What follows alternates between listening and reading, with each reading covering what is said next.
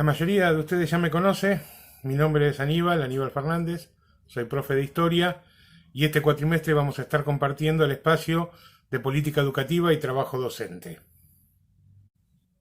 En este primer encuentro van a estar recibiendo 3 documentos. El primero es un plan de trabajo, ahí van a encontrar detalladas las 3 unidades que tiene nuestro espacio. También van a encontrar una fundamentación y los propósitos generales que tiene el curso. Se los recomiendo calurosamente que lo lean porque de alguna manera ahí van a encontrar eso que nosotros pretendemos que se pueda trabajar y que se pueda reflexionar durante estos meses que nos tocan transitar juntos. En el cronograma ese también van a tener de alguna manera las unidades divididas por clases y en cada clase qué tema es el que vamos a tratar con la bibliografía y demás, es decir que me parece es una guía importante para ir siguiendo durante la cursada. Otro de los documentos que están recibiendo es el acuerdo pedagógico. Ahí también de alguna manera intentamos expresar cuáles van a ser las condiciones en las cuales vamos a cursar, la modalidad virtual, lo que se pretende, lo que se espera de cada uno de ustedes en cuanto a los trabajos, a la participación y demás aspectos que hacen a la cursada. Y el tercer documento, que es propiamente la primer clase de este curso, que toca el tema del Estado, ¿no? Algunas miradas y diferentes perspectivas sobre el Estado y una propuesta para pensar el Estado desde una perspectiva particular. Simplemente a modo de mención, vamos a decir que las clases se van a estar publicando todos los martes, tanto por el aula virtual como en el grupo de WhatsApp. Vamos a incorporar la clase y la bibliografía ampliatoria.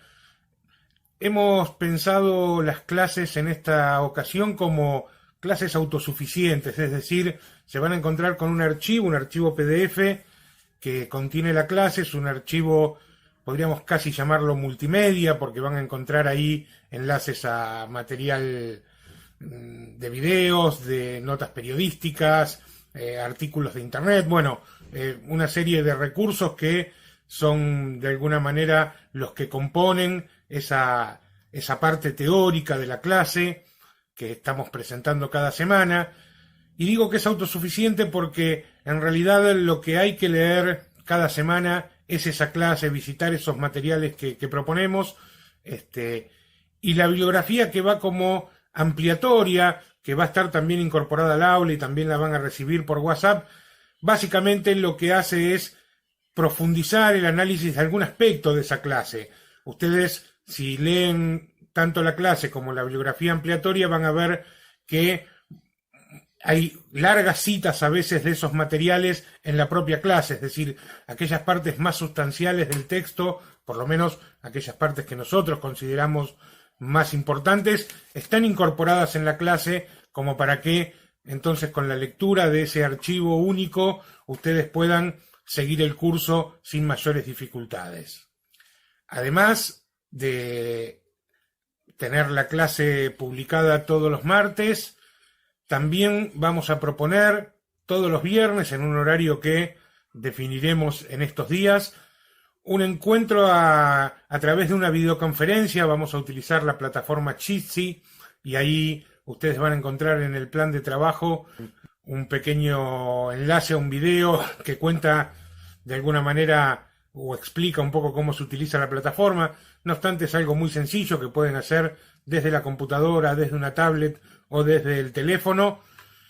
Y la idea es que ese encuentro, que va a durar no mucho más de 1 hora y que se va a hacer, como decía, todos los viernes en un horario a definir, está pensado para que nos podamos encontrar, para que podamos de alguna manera compartir algo de esa lectura que se hizo en esos días, algunas dudas, algunas ideas que vayan surgiendo y que también podamos tener ese contacto un poco más persona a persona, aunque sea de manera virtual, pero nos parece que puede ser un momento enriquecedor.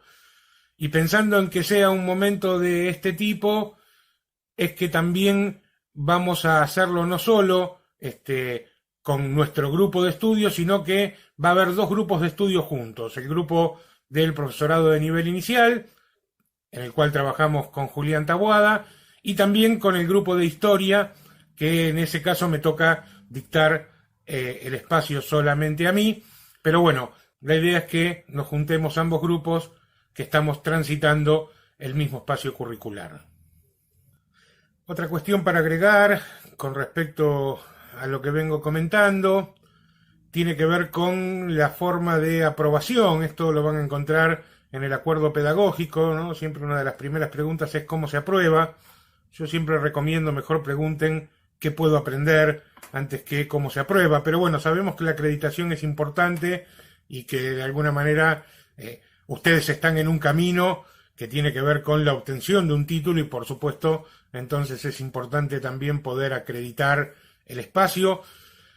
Lo planteamos como hemos planteado ya en otros espacios, que sea con la posibilidad de promocionar directamente. Ustedes saben, para poder promocionar hay que tener un promedio de 8, en este caso en 2 trabajos prácticos que son los que vamos a plantear durante la cursada.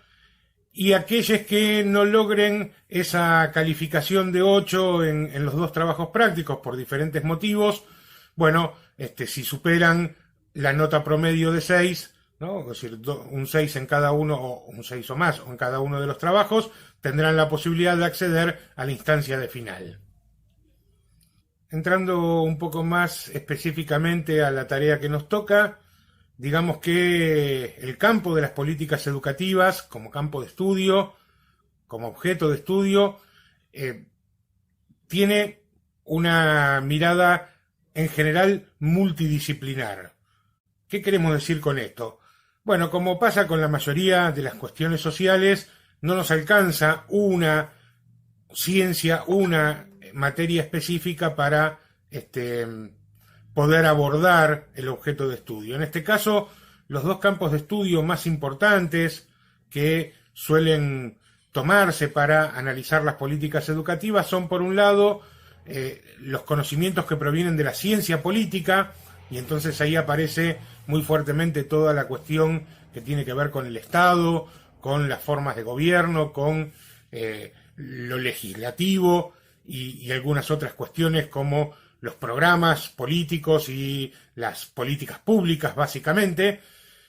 Y el otro gran campo de estudio es el de las ciencias de la educación, básicamente porque como la política pública que nosotros abordamos más fuertemente tiene que ver justamente con esa política educativa, bueno, la educación tiene ciertas particularidades que impiden que sea analizada como otra cosa, ¿no? Es decir, así como si habláramos de políticas de salud, deberíamos no solo pensar en aquellos conocimientos políticos para poder desarrollarlas, sino también en el conocimiento específico de la medicina.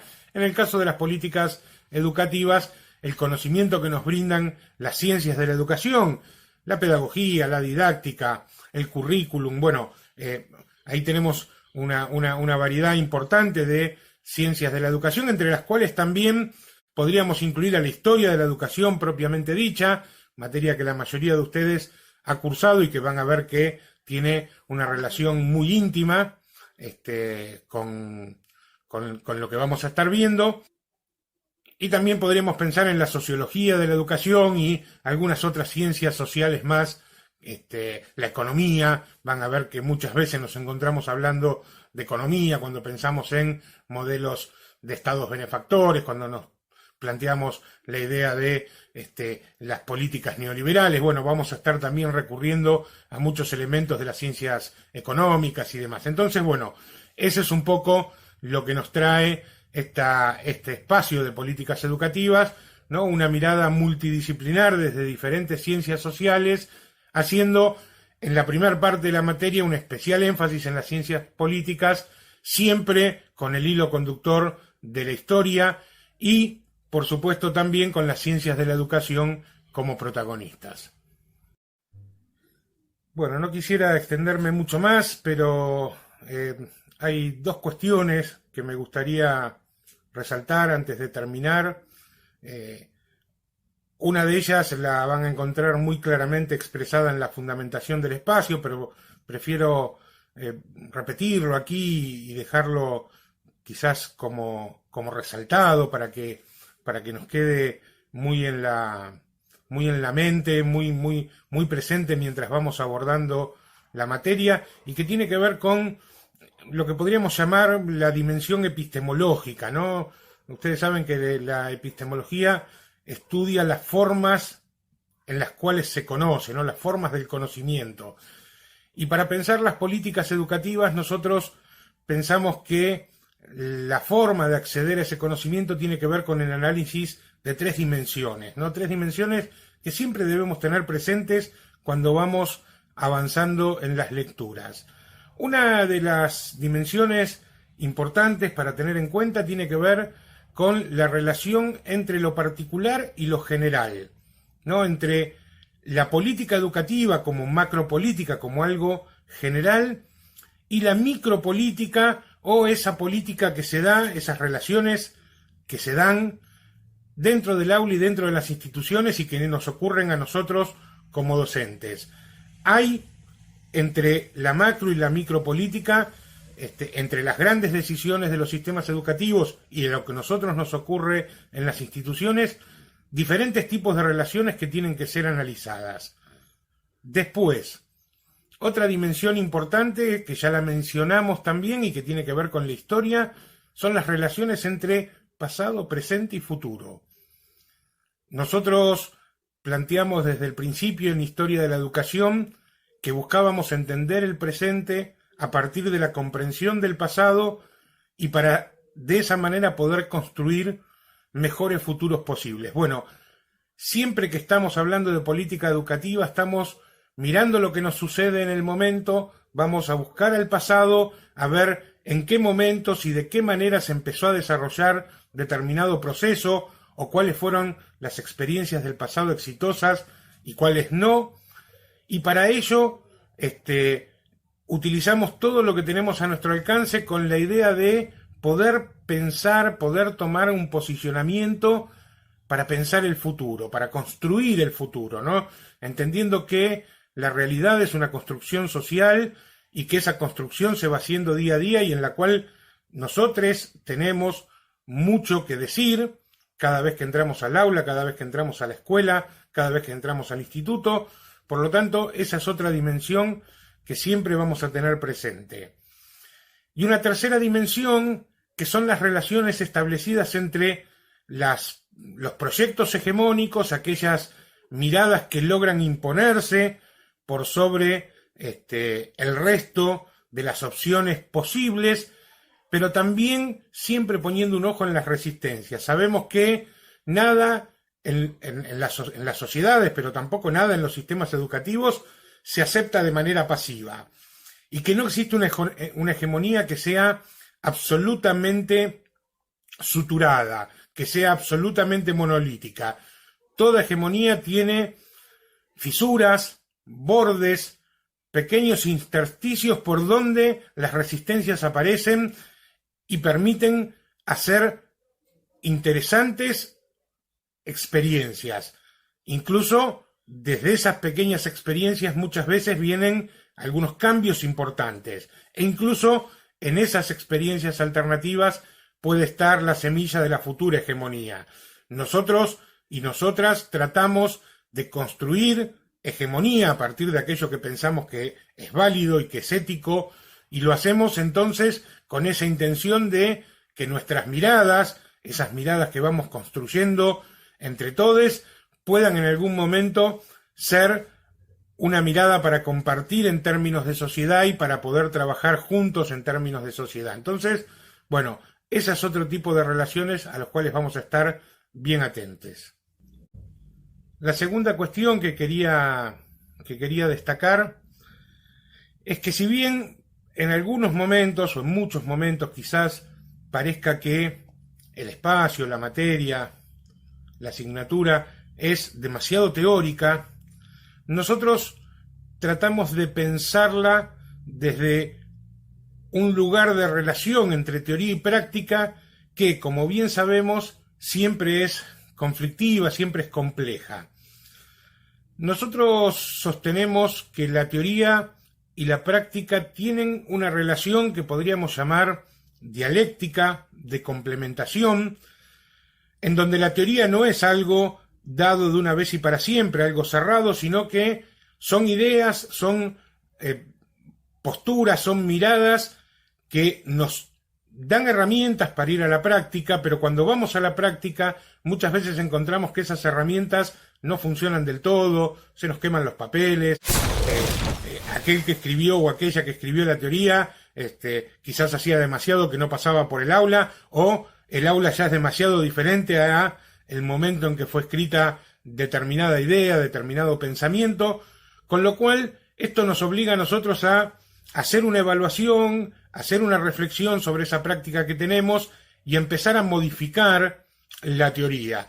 Esas teorías que fuimos aprendiendo tenemos que reformularlas, readecuarlas para nuestra situación, para nuestro contexto, y entonces en esa relación dialéctica de la teoría a la práctica y de la práctica nuevamente a la teoría es como vamos construyendo nuestras ideas sobre la educación. Por eso, si bien muchas veces parece que estamos hablando de teoría, nosotros siempre estamos tratando de ver cómo esas teorías se pueden contrastar con la práctica que tenemos y entonces a partir de ahí ver qué ajustes podemos hacer. Porque en definitiva, el propósito fundamental de este espacio, como de algunos otros espacios que tienen que ver sobre todo con la formación general de los estudiantes, tiene que ver con la construcción personal que cada uno de ustedes tiene que hacer de un posicionamiento ético, político y pedagógico, que es aquel que les da el basamento, las ideas, los fundamentos para desarrollar su tarea cuando les toque estar en las aulas. Nada más triste que preguntarle a un docente por qué está haciendo lo que está haciendo y que el docente no sepa qué contestar. O que conteste algo así como, bueno, siempre lo hicimos de esta manera, acá se hace así, y la verdad que no sé, pero me pareció que podía andar. Bueno, nosotros pretendemos que los docentes del siglo XXI sean docentes que tengan absolutamente claro cuáles son los sentidos, sobre todo eso, cuáles son los sentidos con los cuales desarrollan su tarea y los porqués y los paraqués de esa tarea que llevan adelante. Esto no quiere decir que vamos a tener la verdad, ni que vamos a hacer siempre las cosas bien. Lo que quiere decir es que estamos reflexionando sobre esto que hacemos. Improbablemente nos equivoquemos mucho, pero esas equivocaciones servirán para empezar a reformular entonces esas ideas, ese posicionamiento que hemos ido construyendo, porque es una construcción permanente que no termina nunca.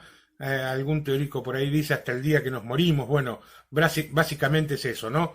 Seguimos construyéndonos como personas y en este caso particular seguimos construyéndonos como docentes todo el tiempo, en cada experiencia, en cada vivencia que tenemos dentro de las aulas. Por eso, un poco el propósito general de este curso tiene que ver con brindar herramientas para ir formando ese posicionamiento ético, político y pedagógico, que no sea dogmático, que sea crítico, que sea abierto a la mirada de los demás, que sea capaz de autocuestionarse y autocriticarse para poder mejorar. Ese es un poco el espíritu que le imponemos a este espacio y esperemos que puedan aprovecharlo de esa manera.